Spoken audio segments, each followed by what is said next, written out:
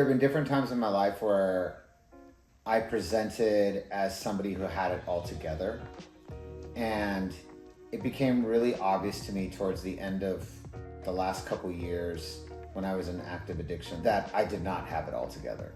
And that a lot of that, I think, was a facade. And it was a facade that was like really starting to fall apart. There are friends of mine to this day that are like, "What, you had a problem? You just always seem like you're in a great mood. You have it all together." I think that if I exist as somebody who presented really well in the world and was really struggling, then there are probably other people who present really well in the world. And it's like, maybe there's an opportunity for me to connect with someone who feels a similar way that I do. And I know that like when I first got sober, watching people and seeing stories that I really connected with was really an integral part of me getting sober. So I think that being able to share my story and being able to maybe pass that forward, I think is important to me.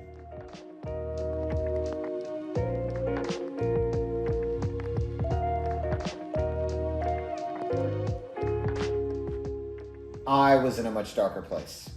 And there was definitely that was about, which I didn't realize at the time, but that was more about self-medication. And that was more like, I'm struggling with depression, I'm struggling with trials, traumas, tribulations, unresolved issues from my childhood, unresolved issues from my past. I'm struggling with these things, and these things make me feel better, and it kind of numbs things out. My acting career wasn't enough, like nothing was enough, and I had never experienced that. And it was hard. It was really hard to ask for help, and it was kind of like this, it was like a year-long journey to really finally getting help. I love myself now. I learned how to have a healthy relationship with myself at a level that I never realized I needed to have.